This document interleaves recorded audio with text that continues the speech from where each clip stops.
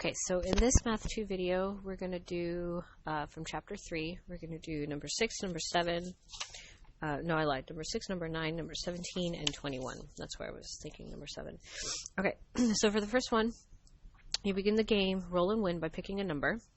Then you roll 2 regular dice, each number 1 through 6, and add the numbers that come up together. So they did a wonderful table for us over here. So see, 1 plus 1 gives you 2. This is going to give you 3. 1 plus 3 is 4. 4 plus 1 is 5. 6 and 7. And then you have 3, 4, 5, 6, and 7. And then you can finish the rest of the table in yourself. So first question is, what is a sample space which can be thought of as a set of all possible outcomes when 2 dice are rolled and their numbers are added? So your probability is, what possible outcomes can you have? So can you get a 1 in this area right here? This is, in here is your sample space. Okay, so everything inside the orange is your sample space. So can you get a 1 and at any time? That would be a no. So you can get a 2, you can get a 3, you can get a 4, you can get a 5, you can get a 6, you can get a 7, you can even get a 10, right? Because 5 into 5 gives you 10. You can get a 9, right? You can get an 11, and then the max number you can get is 12. So technically, all of your outcomes, or your sample space, should be everything that you can get. So you can get a 2, you can get a 3, a 4, a 5, all the way up to a 12. Okay, that's your sample space. Okay, the next question, copy and complete the table of sums on your paper. Are each of the outcomes in this table equally likely? Well, if the dice is not loaded, then yes, each should be equally likely. And the likelihood, it should be exactly what you've done, what you did in class today, which is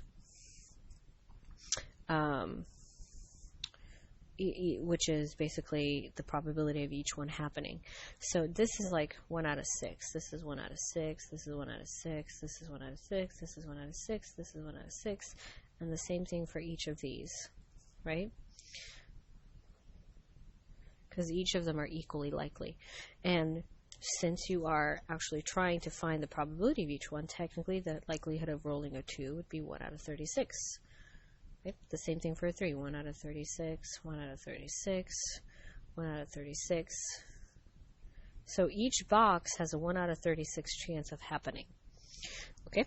So are each equally likely? Yes, they are. And the likelihood of each single one of your sample spaces actually happening would be 1 out of 36. Okay, next, probability of getting an even number. Okay, so you look and you say, okay, well, this is an even number. These are all even numbers. All these numbers here should be even because they're all 6s. This is an 8, right? So all of these numbers here should be 8s. So these are all even. These 10 and then 12. So how many numbers do you have? Let's see, 1, 3, 4, 5, 6, 7, 8, 9, 10, 11, 12, 13, 14, 15, 16, 17, 18 numbers. Okay, so 18 out of 36, the probability of getting an even number. Okay, what's the probability of getting a 10? So you go here and you said, oh, okay, well, only 3 of your numbers are 10, right? So we have 3 out of 10. I'm sorry, 3 out of 36. Oh my goodness. And then probability of getting a 15. Well, the biggest number we can get would be 12. We can't get a 15. So that would be equal to 0. It's not possible at all. So which sum is most likely result? What is the probability of rolling that sum? So what's the biggest, so which sum is the most likely result? So if you can get an even number, right, 18 out of 36, that's kind of like 1/2, right? Okay, 3 out of 36 is like 1 out of 12. And that's a pretty unlikely event to actually happen.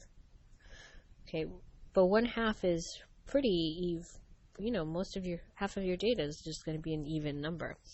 But which one has the biggest possibility out of all of these numbers? What's the likelihood of getting a 6? you know, 1, 2, 3, 4, 5. So probability of getting a 6 would be 5 out of 36. Okay. What about the probability of getting a 7? What is that going to be? What the probability of getting an 8? I'm looking for the ones that have the biggest, the number appears most often, right? Okay, so that was part D. And then 9, I'm not going to do all of them because I'm pretty sure you can handle doing A and B.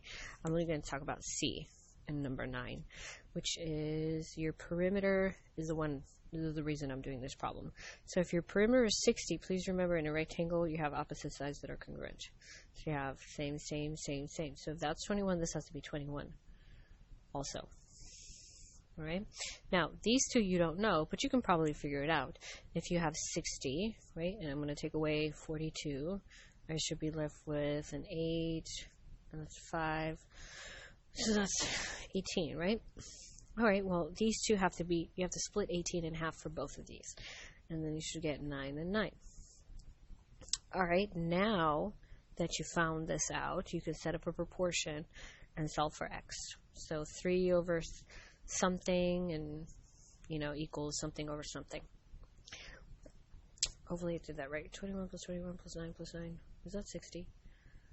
2, 4, 20, 40... 50, 60. Yep, that works out. Okay. 17.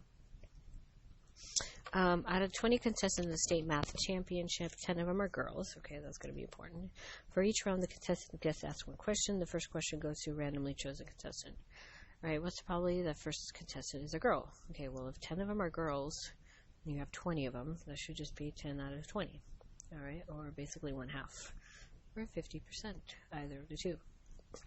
If the first contestant is a girl, what's the probability that the second contestant is also a girl? Okay, well, now this is going to change. So if you have, on your first pick, it was a girl, right? So 10 out of 20. But on your second pick, you don't have 10 girls to choose from anymore. You're really down to 9 girls because you already chose a girl.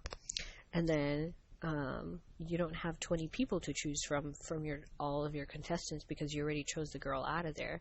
So you're really left with 19 people total and only 9 girls left over.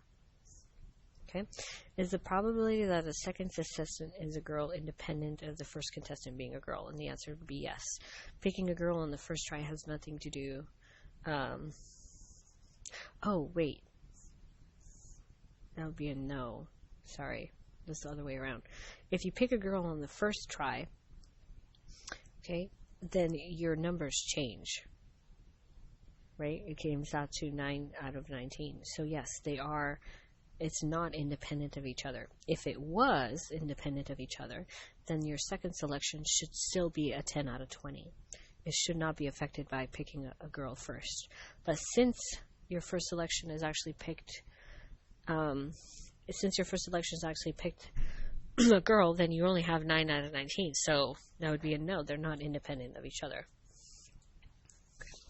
All right, and then the last one is number 21. So I'm going to set both of these up for you, and you need to solve them yourself, because, or at least finish the box yourself. So it should look like this is a 2 by 2. So we have x plus 5. And we have 3x plus 2. Okay, you can finish this in and then put your sum over here because this is your product. All right, and then your second box should be, it's going to be a little wider. We have y minus 6. Then we have 2x plus 3y and then minus 4. And then you can finish that out yourself. So put the sum of what you have in here next to that part right there. Okay. Have a good one.